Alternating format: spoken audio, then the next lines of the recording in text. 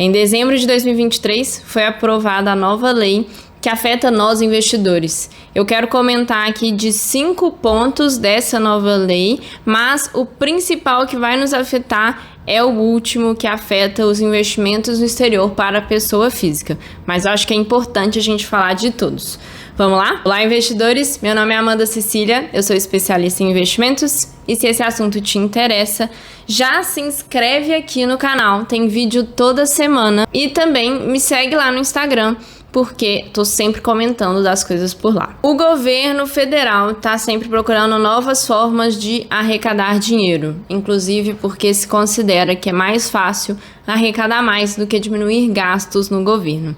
Então, não tem jeito, a parte de investimentos está sempre na reta para tomar uma nova forma de tributação em cima. Agora em dezembro, o Senado aprovou essa lei que vai afetar principalmente fundos exclusivos, fundos de investimento imobiliário e fiagro, offshore e investimentos no exterior.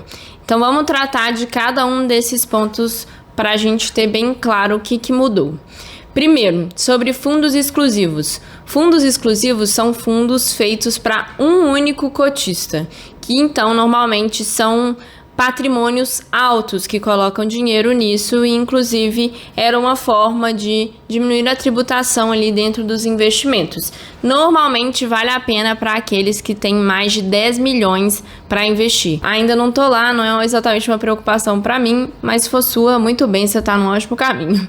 De qualquer jeito, antigamente um grande benefício desse fundo exclusivo era que não tem o come cotas. Então hoje em dia, quando a gente investe em fundos de renda fixa, fundos multimercado, são investimentos que têm essa antecipação de imposto de renda. 2 vezes no ano, a gente paga 15% de imposto sobre o rendimento desse período, né, de 6 meses, e isso sempre é cobrado ali dentro desses fundos de renda fixa que tenham imposto e fundos multimercado, não tem jeito. Antes, isso não era cobrado em fundos exclusivos e agora vai passar a ter essa regra muito similar aos fundos de investimento de renda fixa e multimercado. Então, 2 vezes no ano, ter esse come cotas, esse adiantamento de imposto para ser cobrado. Inclusive, isso vai ser cobrado retroativo, então, sobre o rendimento que esses fundos já tiveram até hoje. E aí, com o objetivo de incentivar que as pessoas paguem o quanto antes isso, para os fundos que pagarem esse imposto até maio de 2024, a alíquota vai ser menor sobre esse estoque, né? Vai ser de 8%. E a partir dali, depois, vai passar a ser os 15% já padrão do Come Cotas. O segundo ponto é sobre fundos de investimento imobiliário e fundos de investimento do agronegócio, né? FII e FIAGRO. A gente tem, hoje em dia, né, o principal ponto que todo mundo conhece é o fato desses investimentos terem os proventos isentos de imposto. Então, ali, ó, aquele provento, aquilo que cai normalmente todo mês na sua conta, ele é isento de imposto. Só que ele é isento de imposto, hoje em dia, para fundos que tenham mais do que 50 cotistas. E agora vai passar a ser para fundos que têm mais de 100 cotistas e não pode ter mais do que 30% das cotas de um fundo para uma única família. Se tiver menos de 100 cotistas ou essa condição de ser muito concentrado em uma única família, aí incide imposto. Então, o que era antes um limite de 50 cotistas vai passar a ser 100 cotistas, como um mínimo, né, limite mínimo para ser isento de imposto.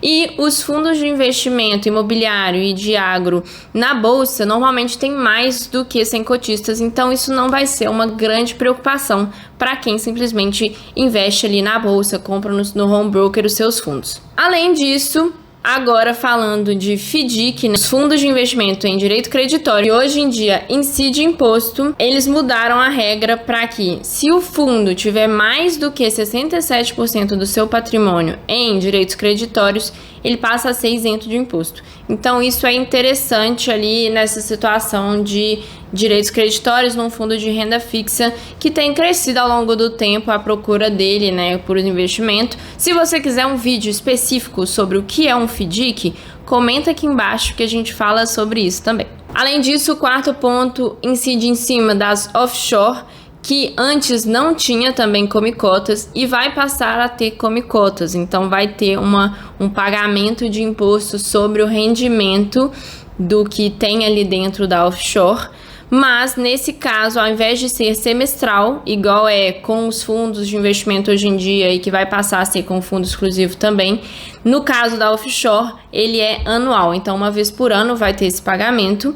O lado ruim é que vai incidir em cima de variação cambial também. Então, por exemplo, se o dólar valorizou ao longo do tempo, o seu bem pode ter não valorizado, mas mudou ali seu patrimônio e, consequentemente, você vai pagar imposto, esse adiantamento de imposto em cima dessa parte, né? Em cima do rendimento. Também, da mesma forma que nos fundos exclusivos, isso vai ser cobrado retroativo, né, ao que já se teve de rendimento dentro das offshores, e tem um incentivo para que se pague até mais de 2025. Quem pagar esse rendimento retroativo até essa data, né, quem tem offshore e pagar isso, vai ter uma redução para 8% do imposto, ao invés de ser os 15% e depois passa a ser 15% também. Por fim, o quinto ponto que mais importa para nós mortais aqui, que é a parte de pessoa física, especificamente de investimentos no exterior. Então, antes, as movimentações de venda, né? Se você tinha investimentos no exterior e vendia menos do que R$35 mil dentro de um mês, você era isento de imposto. A partir dos 35, se fosse mais, aí era um imposto de renda progressivo, que começava ali na alíquota de 15% até 5 milhões, e aí depois era 17,5% até 10 milhões, 20% até 30 milhões e 22,5% acima de 30 milhões de reais. Então, tendencialmente, você ficaria ali ou dentro do isento de imposto ou pagando até 15% de imposto. Agora, essa isenção desses 35 mil reais, ela deixa de existir. Porém, tem um lado bom, que é a possibilidade de compensar prejuízo. Então, aqui dentro, hoje, no Brasil, a gente tem duas questões quando a gente fala de renda variável, né? Primeiro, essa isenção nas ações, especificamente, até 20 mil reais.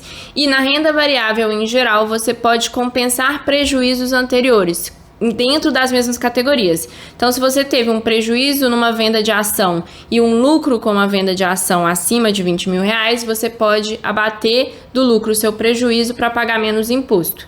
Antigamente, você não podia fazer esse tipo de compensação com investimentos no exterior e agora você passa a poder fazer. Às vezes vai valer a pena, se você está querendo vender as suas ações com lucro acima de 35 mil reais, você também vender alguma coisa com prejuízo para poder abater e pagar menos imposto ou até mesmo conseguir não pagar imposto. Então, tem um lado positivo ali, apesar de que agora toda movimentação vai ter toda venda, né, com lucro vai ter 15% de imposto. E vale falar que esse imposto ele não é cobrado, por exemplo, igual come cotas, que é todo ano, ele é só cobrado à medida que você venda. Se você não vender nada dentro de um ano, você não precisa preocupar em pagar esse imposto. Além disso, a negociação de criptoativos no exterior, né, em corretoras do exterior, tinha essa mesma regra de ter essa isenção de até 35 mil reais e ela passa a não existir mais. Então, toda venda de criptoativos com lucro em investimentos no exterior, ele tem imposto agora de 15%. Então, se você é investidor de criptoativos, isso vai te afetar também. Além disso, na parte ali de dividendos no exterior, né, de ações que você tenha, esses dividendos lá no exterior, ele já é cobrado um imposto de 30%. Então, quando você recebe o dinheiro, ele já tá abatido esse imposto, né, já tá líquido. E isso não vai mudar, continua sendo assim. E os Estados Unidos e o Brasil têm um acordo de reciprocidade tributária. Isso quer dizer que, como a gente já está pagando lá, inclusive mais do que se pagaria aqui no Brasil, então a gente paga lá e não tem que pagar aqui. Isso se mantém. Então, o mais importante para a gente ter em mente como investidor pessoa física é sobre essa parte do investimento no exterior. Se você vender algum ativo seu lá fora com lucro, e então você vai ter que pagar 15% de imposto, sendo que você pode usar algum prejuízo para compensar e diminuir esse imposto. Mas antes tinha um pouco mais de tranquilidade em alguma venda, agora não tem mais, você vai ter que pagar imposto. O governo espera arrecadar alguns bilhões com essa movimentação, né? Então, os dados do próprio governo é que entre principalmente fundos exclusivos e offshore, né, as duas estimativas que eu tinha visto ali, é que, por exemplo, em 2024, isso aumente a arrecadação deles em 20 bilhões. Em 2025, isso vai aumentar em 10 bilhões. 2024 acaba tendo uma expectativa de uma arrecadação maior por causa dessa questão desse incentivo, né, desse adiantamento do imposto para pagar esses 8%. Tem uma expectativa ali de uma arrecadação alta, mas a verdade é que quem tem fundo exclusivo e offshore é quem tem muito dinheiro que tem a possibilidade também de se reorganizar e procurar outras formas para economizar no tributo. Então, eu diria que tendencialmente eles vão receber menos, o governo federal, né, vai arrecadar menos do que de fato se espera, mas veremos, são cenas dos próximos capítulos, né?